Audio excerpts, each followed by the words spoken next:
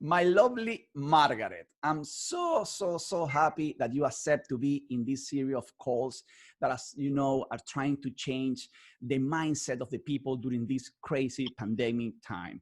Also, oh my God, the situation about this racial thing in the US is absolutely, it's like a perfect nightmare. In fact, it was funny, to say nothing, that 2 days ago I received a post that says, okay, welcome to June. You are in the level 6 of Jumanji, because it's literally, so it's so crazy that I don't know. There is another post that is the people in March, wait, is this still June? We are coming soon. So whatever can happen this year. But the important thing, Margaret, is that I'm super happy that a smart person like you, fantastic entrepreneurs and human beings, are running now in the political arena. I really pray God to keep more people like you joining this field. Because in the past, my lovely Margaret, we let this space just to people that, yes, politician, I'm not going to say anything bad, but I really believe in the power of entrepreneurs. We met in Harvard. What a better place to meet. And we immediately connect through something, I don't know if you remember, but the case of Italy. Italian politics. How can I forget? Exactly. So it's so beautiful that even though we are both entrepreneurs, we have this passion for this field. So, and this was maybe 2 or 3 years ago, and it's beautiful that now you are running for Congress in the United States. So it's fantastic. And I want you to please also talk about that. But today, Margaret, the idea is to learn more about your life, because it's important to show the world that leaders, people that we admire, have been in very tough situations before, and has been the beautiful positive attitude, the passion that they make every single day, what made them successful, and not start, keep there crying and complaining. So Margaret, I love you. Thank you for being these calls, and please tell us your story. Well, first, thank you so much for having me here. Thank you, Ricardo. This is wonderful. You are a true friend. And yes, from the moment we met at Harvard over Italian politics, we instantly connected, because you and I were the only two voices going, wait a second, let's take a look. You've got this extreme, you've got that extreme, where's the middle? At the end of the day, right, it's also about finding balance and finding harmony in life. So thank you for having me. And in terms of my story, I'm just a girl who's trying to change the world. What can I say? What better? So you grew up you born and grew up in New York, or where exactly? So I am from both Milford, Connecticut and New York City. I've spent my whole life going back and forth like a human ping pong. My family is actually, well, my children are 6th generation to the town I live in here in Milford, Connecticut. And I am, my house is next door to the house I grew up in from the time I was 8, and 2 blocks away from the house I was born into. But at the same time, I also have been in New York my whole life. My businesses have typically focused in New York.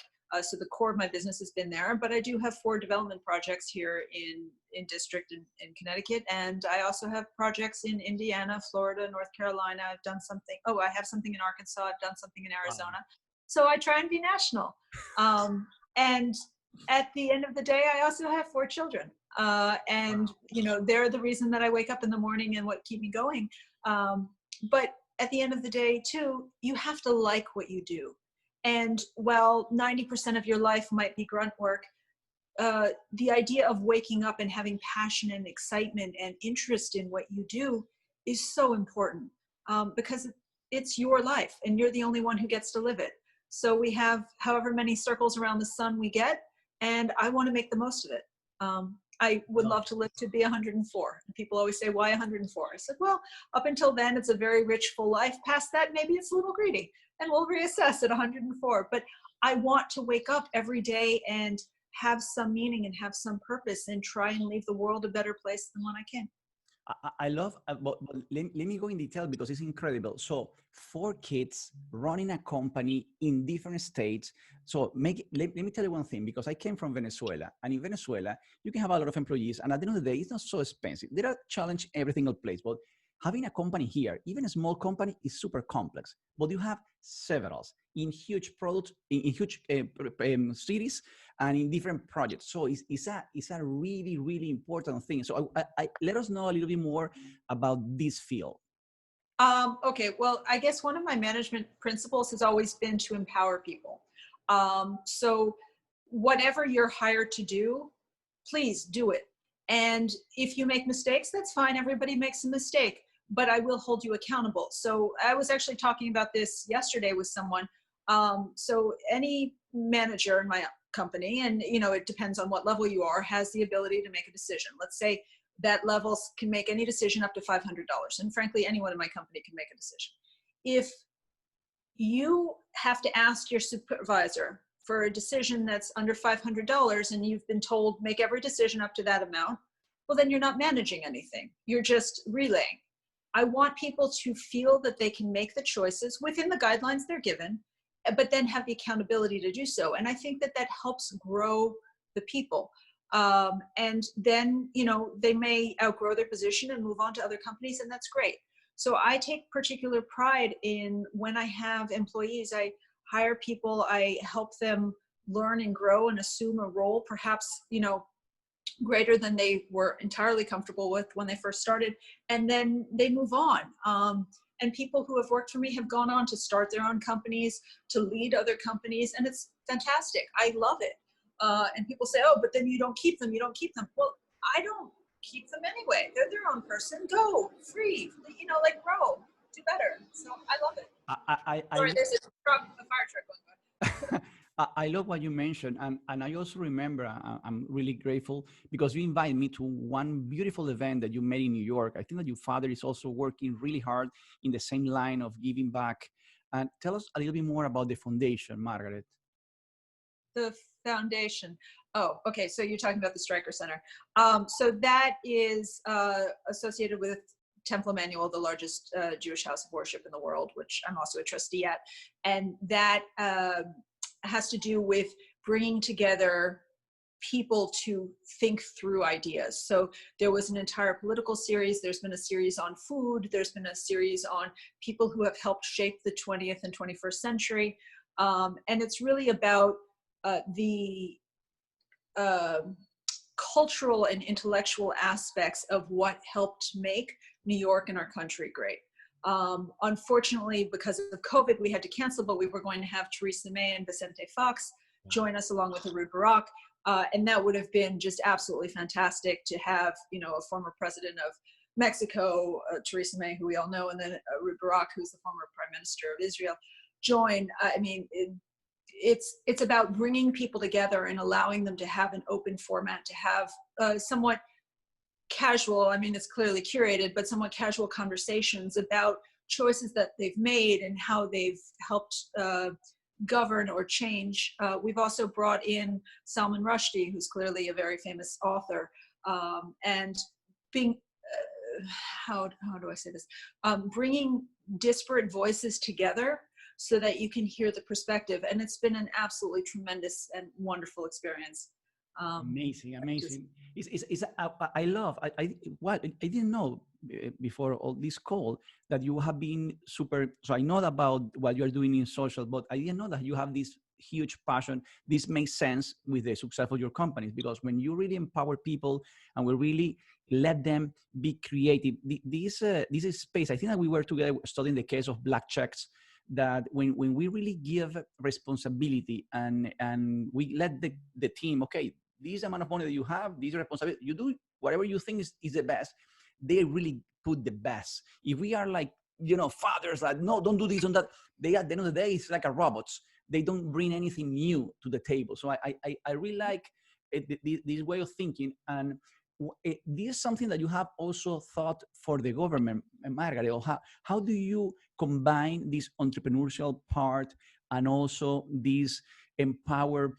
Because then I would like to also talk about women, because you are also a woman, you are a mother, you are an entrepreneur, you are so many things. But tell me, bringing or coming from these two backgrounds, empowering people and entrepreneurship, how do you ambition your government? Okay, well, so I believe in personal responsibility and personal authority, right? Each person has their own mind. It's their God-given gift to use it how they need. And so with that, you know, government is obviously much more structured than entrepreneurs, and I do have to respect that. What my position would be running for United States Congress is to represent the people. I'm running against a 30-year incumbent, and inherently that's wrong. You are no longer in touch with the people 30 years later. This aspect of the government, I believe there should be term limits for. I have my own opinions I'll keep out on what they should be and how I would structure it. But at the end of the day, it is a position where if you are so lucky, you have the opportunity to serve. And you serve for a period of time, and then you move on and allow for the next generation or the new voices. And I don't necessarily mean people younger, but I do mean the next generation of leaders. And so after 30 years, it's time to make a change. Now, in terms of what that means for me, I am hugely in favor of small businesses. They're the backbone of our nation. I also, I'm an adjunct professor at Columbia University in the real estate graduate school, and I teach entrepreneurship through real estate development. It's a moment in United States history where we think of business as big business. That's not the history of who we are, and frankly, a vast majority of us are still small businesses. We are the backbone. And so teaching people and kind of helping them to perform better and how to grow businesses of all kinds. And I have mentored in the tech field. I have mentored, frankly, in the exterminating field. I mean, it sounds ridiculous, but it wasn't about exterminating. It was about, okay, how do you start applying technology to help manage your people better? Because when you start backing up a lot of these things, it's the business of managing businesses. And so in terms of government, my thought is that I have done asset repositioning and kind of turnarounds in the real estate field for my career. We are at a moment in time, frankly, where I think some of our government needs a little bit asset repositioning. And I was a couple weeks away from launching my next student housing fund. And there was a moment, Governor Cuomo kind of, as far as I can tell, got into a room with himself, his hand in a mirror, and the three of them got together and decided how to fundamentally upend an entire industry. I then wrote an open letter, which got published, saying, here's the effect of what you've done. By not reaching out to the industry, you have, devalued billions of dollars worth of New York real estate. You have likely ended 100,000 plus jobs. And here's the ramifications in the construction industry, for the architects, for the brokers, for the tenants themselves, for the people you're trying to help. Here's how it will ultimately hurt them. And I said, you know what? The world doesn't need another student housing fund from some random woman. I need to try, and I need to raise my hand and offer to try and do better. And so that's what I did. And so I then spent about 6 months making sure it was right for my kids and that, they could handle the stresses of what this would mean. And then away we went. I love it, Margaret. And I'm 100% sure you're going to be the next Congress for sure. Okay, Margaret, I need to jump in the question because when we make these interviews, what I'm trying to make kind of common things between leaders, no? So I know you're a woman, but I need to ask you your age. How old are you? 22. Ricardo. Okay, 22. Okay. Super. One question, Margaret. Do you remember when was the first time that you make money, $1? At what age you had at this time? Well, I've been doing this since I was a kid. So I would say 8 years old. I started catching fish and selling them to the fish store. Then my best friend and I across the street, we found broken car windows because, people used to break the car windows, and we would collect them and try and sell them for pennies as diamonds. So that didn't work out so well. I also made stationery, with the potato stamps. I don't know if anyone remembers that. You carve up a potato and then you put it in paint. And then, so we made stationery, and I would go door to door up here in Connecticut trying to sell my stationery. I was about 9 or 10 years old. And then of course the lemonade stands. But my first job, I started working when I was in 7th grade. So I would have been 12 years old.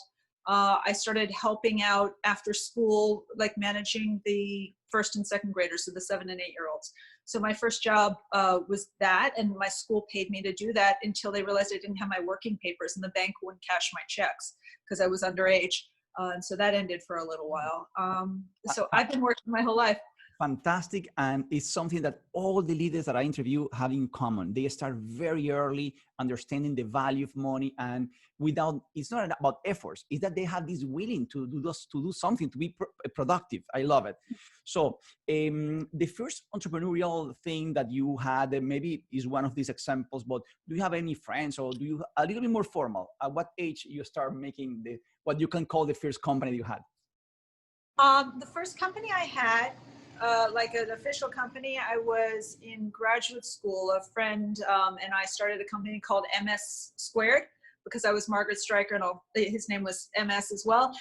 And so the two of us formed a company, and we did a 4-fee development project where we were hired. We didn't own the building, but we were hired to turn around a building in New York City in the garment industry. And so we did that while I was in graduate school. I love it.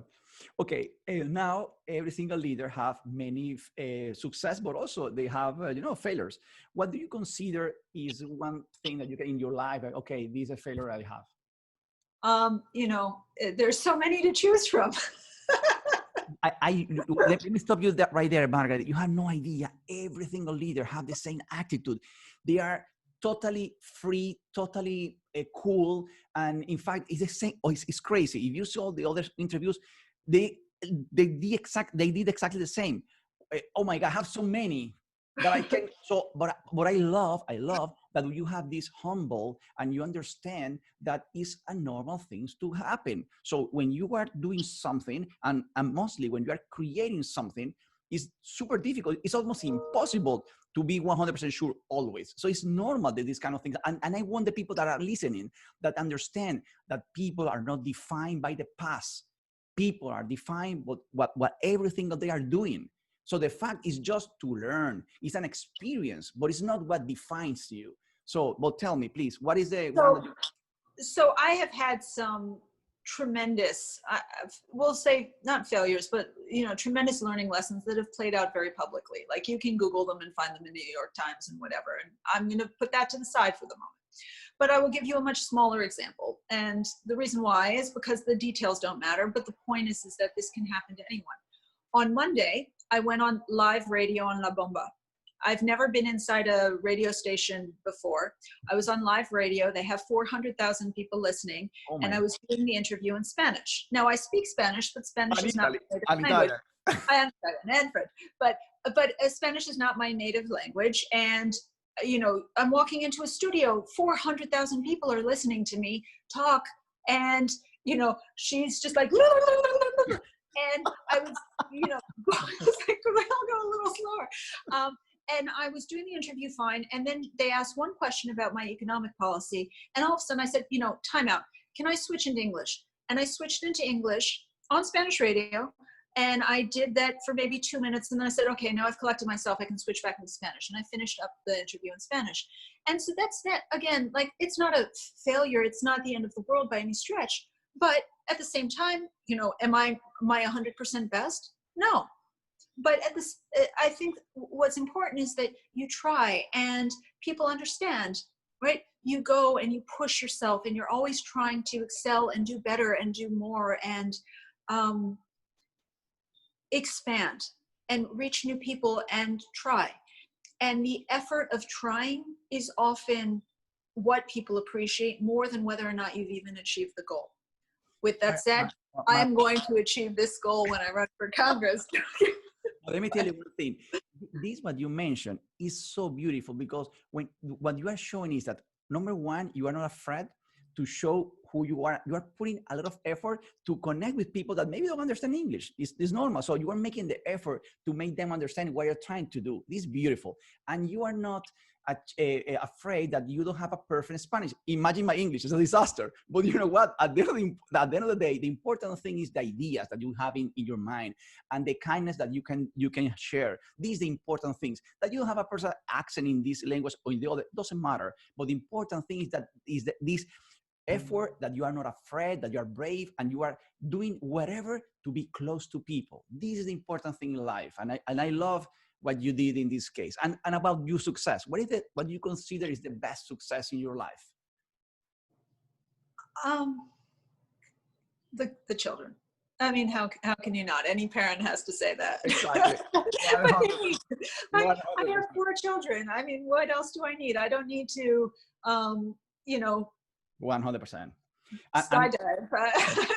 And I believe that as well as me, I think that we do whatever we can to even this kind of thing that we're doing. At the end of the day, I hope my kids are listening to this conversation and learn from you and from this kind of experience. Because so whatever we do in some way or the other, you jumping for Congress, oh my God, in some way you are trying to make a better country for them. So it's true. It's the most important thing in the life of any single parent. So 100%.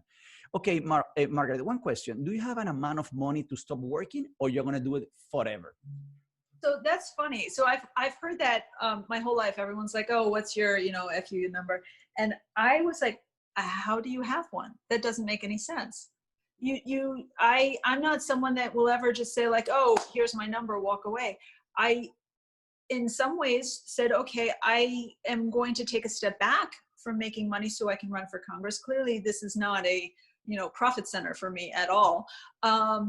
So it's about a moment in time, and it's about, do you have the ability to pay for your groceries and live however you need to live? And if the answer is yes, then you do have the freedom to, and it's a lucky freedom that not everybody has the opportunity to do. But if you can do that, then how do you want to spend your time? And again, this is how many days are you going to circle the sun? And so I am never going to apologize for making money. I work very hard, and when I make it, I feel that I earn it, and that's good. So I know there's a moment in time right now about the socialism and the redistribution of wealth. You will never hear me apologize for being successful. I think we should all strive to be successful. And I don't begrudge, people who have more than I do. I will never do that. I don't count what's in other people's pockets. And actually, I think that makes me a better entrepreneur. So I have been able, and Ricardo, you saw this, I am reasonably a solid negotiator. I don't want to, brag, but I have been able to structure and cut deals in business that many others can't. And really one of the reasons why is I don't count their profit. If they are able and smart enough or lucky enough or whatever it may be to, do better on a particular deal than me, then that's their business, not mine. As long as I can cut the deal that I'm confident and happy with, then that's good. And so part of this is about understanding that we are all part of a community, but I don't envy and I don't greed in terms of other people's good fortunes. I celebrate theirs, and I hope that they can celebrate mine. You know what looks like something normal, but it's very, very powerful what you just mentioned, because it's true. So many times we're making decision because, oh no, I'm not gonna be if you're gonna make this amount of money, let's better don't do even if it's something good for me. So many times we stop it because it's gonna make even better for them. No, in this case, it's just stupid. It's absolutely stupid. So I love that you are smart enough to understand that. Who cares? And I'm exactly like you. So I love to have friends, billionaires and super successful, because if they're my friends, I can learn from them.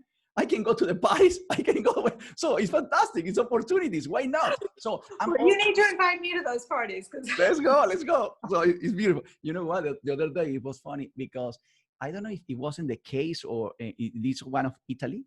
And when the story of Berlusconi appeared of the parties, I'm a really good friend of the guy, the kid, that is the one making the party for Berlusconi. So this guy, he knows how to party, but let's talk about this later. So, okay, what is the best advice, my lovely Margaret, that someone gave you? The best advice is be true to yourself.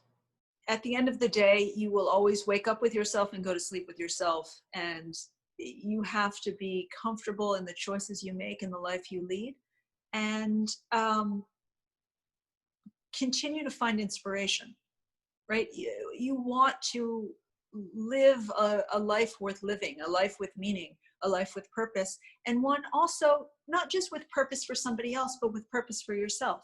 So it doesn't matter how, quote, big or how small your life is, but lead a life that means something to you. Love it. Someone that is an inspiration or a legend for you?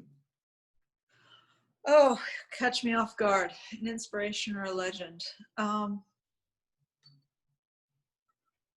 There's so many.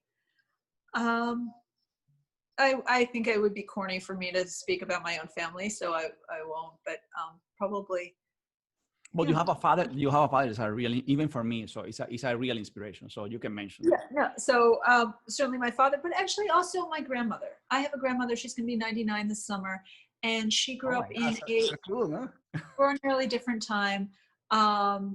She wanted to get married at 18, and her father wouldn't let her, so she waited until her 19th birthday, and she eloped on her 19th birthday because she wasn't 18 anymore. And she grew up in an extraordinarily different time.